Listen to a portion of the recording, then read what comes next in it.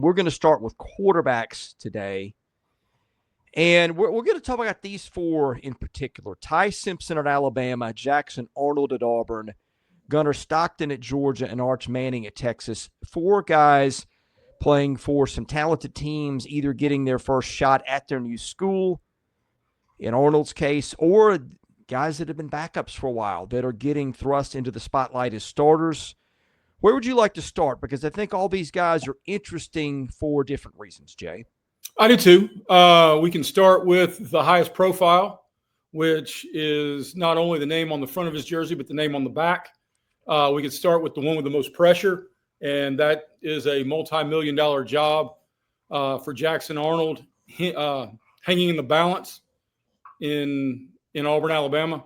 And then you've got two guys that have championship aspirations at every other position. If they're competent, I think that's enough to get Georgia and Alabama in the playoff. If they struggle, I think both could see a pretty quick hook. Obviously, your headliner here is Arch Manning, and this is a name we've known about since he was a freshman in high school, one of the more highly regarded guys to come to college in a while as quarterback, and just kind of an anachronism, a guy who in a time where nobody sits and waits has done that. I guess if you want to be skeptical, you could say, hey, didn't beat out Quinn Ewers, who was a 7th-round draft pick, although Quinn Ewers, I think, was a better college quarterback than that would indicate. But a guy who can run a lot. Obviously, if you're going to pick a family of quarterbacks, the Manning family is the one that you would want to pick. Your thoughts on Arch Manning as the hype train has been full steam ahead? Paul Feinbaum called him maybe the best college quarterback since Tim Tebow. Which this is the most what we do ridiculous in the thing. offseason. Yeah. It's obviously the most ridiculous thing anyone's ever said. And I actually have more respect for Paul Feinbaum than that, for him to dip into the classic Howard Stern level of just throwing crap against the wall for clicks and for headlines and whatever else. And we continue to give it to him because it is such a talking point, because apparently he didn't see Cam Newton. He didn't pay attention to what Johnny Manziel did. He didn't see Joe Burrow. He didn't see Jaden Daniel. I mean, to say he's the best since Tim Tebow, if he'd have said he's the most hyped, if he had just quit it before even a Tebow reference about, I think Manning's going to be spectacular, that's not a hot take, and that's analysis. But to do it the other way is to not only do a cannonball off the high dive at the July 4th picnic, it's to do it with your bathing suit off. So, I mean, the rest of it is immaterial. I will say this. I love the way the Mannings, Eli and Peyton, don't talk about him. I love, and they actually refuse questions about him to try to damper down the hype. Look, QB1 at Texas in Austin with a team that talented and a schedule that doable, it's going to come with an avalanche of pressure regardless of your last name. You throw in the fact that you are, I mean, an Edison in the inventing world. You are Alexander Graham Bell's nephew in the telephone industry. I mean, that's going to bring a whole different set of things. But let's be honest, Arch Manning is unbelievably talented. I mean, he's been ready for this since he was 6. You don't think he had whispers and questions and expectations when he took his first snap in 75-pound ball down there in and around New Orleans? I mean, this kid, he's been prepped different. Yeah, they're all 5 stars. Yeah, they all talk to goofballs like you and me. Yeah, they talk about the recruiting process and they learn how to answer questions from the very beginning. But this kid, that's a different freezer from where this prime rib comes from. Yeah. One of the things I always look at in terms of player evaluation is the self-destruct button. And I think he comes from a family that will have prepared him well for anything and everything. I cannot imagine a better family to be born into as a quarterback. The whole thing was well thought out. I mean, his recruiting process went on for years, and Arch Manning had his pick of anybody and everybody. They selected Texas because of Sarkisian and what they thought they could do to develop him. So it just feels like the time is right for everything to come together. And the reasons why it won't work are just kind of hard to find, other than we haven't seen him in this kind of situation before. It is Not only that, I think while he has externally the highest level of expectation and spotlight, internally, he's got the easiest setup. That's a Longhorns team that is locked and loaded. That is a schedule that, and I don't know, I talked about this on a different pod. It may have been Bets and Ball Games with Brian a couple of weeks ago.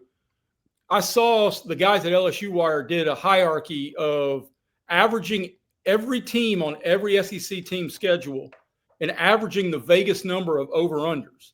So you get like Texas' schedule by that measure is the easiest. The average expected number of wins for every team on Texas' schedule is 6.2, which is even more magnified when you realize they've got Georgia and Ohio State on the schedule, and both of those are going to be in double digits.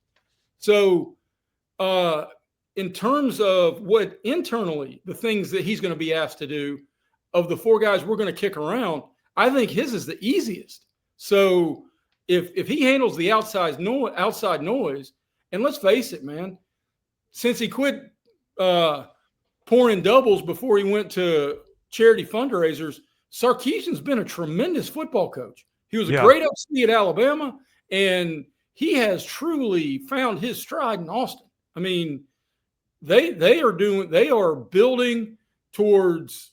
I mean, it was a decade or so plus, Chris, that we got tired of the Texas is back.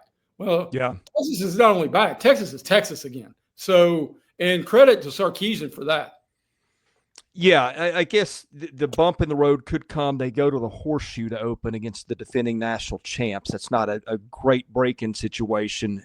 But, again, this is a guy who's taken reps, starting his third fall on campus, and, again, is seen just about anything and everything of a kid who hasn't played as a starter could see.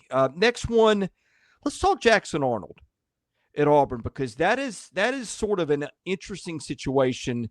He was hailed as the next greatest big thing at Oklahoma, one of the bigger quarterback recruits OU had gotten, and then it just didn't work last year. No, I don't think that was hardly Jackson Arnold's fault in total. I mean, they lost just about every offense. They were already losing a bunch of offensive linemen from the previous year. Then they all get hurt. Then his receiving core all gets hurt, and it was what it was. But Hugh Freeze hit it harder than transfer portal in the offseason, brought in a terrific class. And some people would say he's the best suited guy to run this offense, Jay, that Hugh Freeze has had in his time at Auburn. Well, if he's worse than Peyton Thorne, then Hugh Freeze is going to get an opportunity to really spend time on his golf game, because he's going to no longer be the Auburn head football coach. So, I mean, I hope as an Auburn graduate that all of those things are true, but I'm going into it with a tampered down, by my comparison, I go into it every year optimistic. I want to be that fan. I don't want to be the guy who is looking for nits to pick. But I will say this. If it's going to happen, it's going to have to happen this year. Not only for Hugh Freeze, and I know we'll talk about that in a moment, but Jackson Arnold's got multiple NFL dudes on the perimeter running patterns. Cam Coleman is him. And Eric Singleton – by almost every measure was, if not one, he was in the top three of available portal guys in this offseason, and he chose Auburn coming out of Georgia Tech. So, I mean, the time is now. The talent is there. I mean, and you're right. The struggles in Oklahoma last year, injuries everywhere at wide receiver. Every time you looked up, an offensive lineman was hurting his knee or his hip, and next thing you know, Jackson Arnold's running for his life. But this is a different kettle of fish, but a whole lot of external pressure as well on Jackson Arnold in year one starting in Auburn, Alabama. Yeah, I think the supporting cast is going to help. Not that they were bad at receiver last year, but adding Singleton was a huge deal.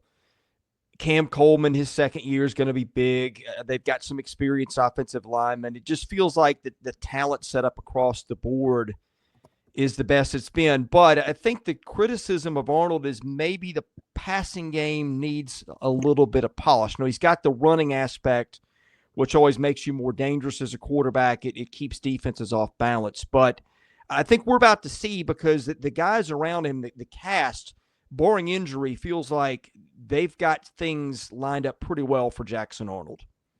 Completely agree. Okay, let's talk Alabama, because Ty Simpson would appear to be the guy. Austin Mack, super talented backup, very physically gifted, and then Keelan Russell, the highest rated quarterback Alabama signed maybe ever, according to some recruiting rankings. Simpson is a former 5-star recruit. He's a coach's son. He's a guy that's also mobile, and again, has sat and watched for a couple of years. He also gets an offensive coordinator, the one that Kalen DeBoer wanted in the first place. Year 2 under DeBoer has typically been where his programs have taken off. Feels like Ty Simpson with Ryan Williams and some of their other talented receivers is really walking into a good situation here, Jay. Well, absolutely. And because this is the last full cupboard that the Dark Overlord, one Nick Saban, is going to leave in Tuscaloosa. Now, it's been crazy to watch Saban reappearing in a whole lot of these social media snapshots as Alabama's crushing it on the recruiting trail. But side note, Chris, I don't know if I may have told this on our pod on one of the shows we've had before, but I've known Ty since he was about 4 because his dad was, before he went to the Mid-State, his dad was the OC at Chattanooga. And his name's Jason Simpson. He's a great fella and a brilliant football coach. So in terms of the intangibles, I'm certain that kid had Fruit Loops coming in motion, and his dad was telling him that if the salt shaker followed him, that meant they were in man-to-man. If not, they were in zone. So not saying anybody puts salt in their Fruit Loops, but you know what I mean. I think Ty's got the best way I know to describe it is I think Ty has a very high floor. I don't know, but with all that Saban left talent, I don't know how great he's got to be. And in fact, when you've got Ryan Williams on the perimeter and you can throw a 4-yard hitch and he turns it into a 64-yard gain, don't make job number one, get out of your own way, right? I mean, Figure out a way to let those guys be them. And if you do that, you're not only a tremendous leader, you can be a really special quarterback in this league. Yeah, that's interesting way you put it. You feel like the floor is pretty high. Again, I think kind of the same stuff we went through with Arch Manning, the bloodlines, coach's son, 3 years or 2 years full to watch, plus highly rated pedigree. It just, again, feels like everything, and a coordinator who's worked really well for DeBoer in the past. The guy he wanted last year, got offered by the Seahawks, and then now he's back in Tuscaloosa. It just feels like a situation where all the dominoes are there, ready for him to knock them down. I agree. And I think he'll get first crack. I am a little curious, though, with the guys you mentioned, if they start a little skittish, and we'll talk about this in our next topic, how quick a trigger will Kalen DeBoer have, not only with Austin Mack, but with the 5-star guy? And you know how fan bases fall in love with super hyped freshmen about, if we play him now, if we don't play him, are we going to lose him to the portal?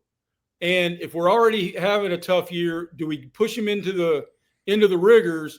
And then next year we know who we got, and we've got a Lenora Sellers or a DJ Lagway type of scenario around which to build. Yeah. All right, next one to talk about here, and maybe our last one, Gunnar Stockton. Georgia, I don't think, was all that heartbroken when Carson Beck left for the money in Miami. Didn't have a good year a year ago. They plugged Stockton in, did okay for the circumstance. Now they turn him loose. How good do we think he is? Well, and shocker, hold on to your visor here, friends. Another 5-star. I mean, was a bona fide dude coming out of a relatively small high school in North Georgia. And I actually think he's pretty good. I think the biggest hurdle for Gunnar Stockton, and this is going to be the best wide receiver room Georgia's had since maybe George Pickens was on campus. So I think, and we know they're just going to bring up a handful of defensive guys that the Philadelphia Eagles are going to draft and win 4 more Super Bowls in the next decade. So all the pieces are in place because Kirby still does it at an elite level. But, and I've never been a believer, but I believe, I mean, the biggest hurdle for Gunnar Stockton, I think, is Mike Bobo. So is Mike Bobo's got a set way he does things. And if he gets a quarterback who can really fit into run, play action pass, screen, run, play action pass, and fits that mold, then okay. But is Mike Bobo going to adjust to a place where he's going to get the most out of Gunnar Stockton's skill set? And that's a fair question, Sam, because I know Chris teed it up about that we were going to turn a topic. But Sam brings up a very fair question at the bottom of the chat right here. Yeah. Because Joey Aguilar has got, you want to talk about a situation outside of his control. And now he's got like the world's largest major college QB1 get out of jail free card, because he could throw 5 interceptions in the season opener. And everybody's going to say, I blame Nico Iamaleava. So, yeah. I mean, that guy's walking in with a free pass stamped and certified from Governor Bill Lee, for God's sakes. Yeah, let's hit that one in just a second. But before we end the discussion on Stockton, I have a question for you. Now, I know Georgia gets 4- and 5-star guys, and they have just turned them out one after another for basically the last decade at receiver and running back and wherever. But, and I know they get Colby Young and Dylan Bell back, you know, after being on the roster a year ago. But I don't know that I see a Brock Bowers or Ladd McConkey or some of the guys that they had a couple years ago. How much does that factor in here with Gunnar Stockton? Well, one of the things is I don't know if anybody really knew Ladd McConkey was going to be Ladd McConkey. Yeah. And he's a kid who prepped in the Chattanooga area. So in North Georgia. So, I mean, I knew of him in high school. He was a quarterback, and I thought he'd go down there and be a fine football player. I didn't know he was going to be wide receiver 1 for a Los Angeles Chargers team that has Super Bowl aspirations. Now, I will say this. He's not Brock Bowers, but I don't know if I've seen many tight ends who are. But Oscar Delp is a dude for Georgia at tight end. And he was banged up a lot last year, and I think he will really – now, that's one thing Bobo does well. I'll give flowers and I'll give criticism where I see fit in both regards. But Bobo does a great job, and he picked Auburn's scab till they bled out with Brock Bowers a couple of years ago. Yeah, he did use that one pretty well to their advantage. Let's talk Aguilar for a minute before we shift to coaches. Just a weird situation all around. Anybody watching that knows it. Josh Heupel, though, has had a pretty good history of lifting up quarterbacks. I know it didn't quite work the way everybody hoped it would with Nico, but a guy that's not, frankly, played a lot of football compared to his peers. I look at the work he did with Hendon Hooker a couple of years back, which was just amazing.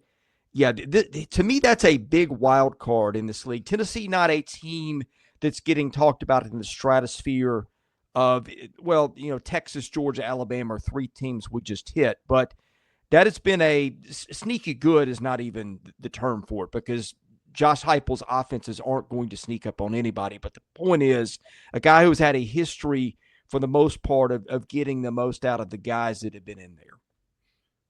Absolutely. And no, they're not going to sneak up on anybody, nor should they. They were in the playoff last year. Now, I really think, especially with so very little conversation about the Aguilar kid, that's one of the interesting things about, you mentioned SEC Media Days next week. I'm curious who Tennessee sends, because they've got a lot of dudes who are going to be asked to replace big-time players. Who's going to replace James Pierce at defensive end?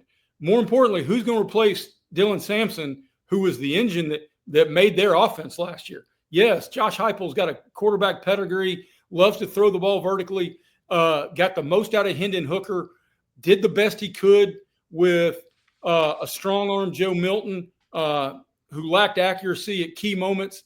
But they're finding an every down back that is comparable to Dylan Simpson.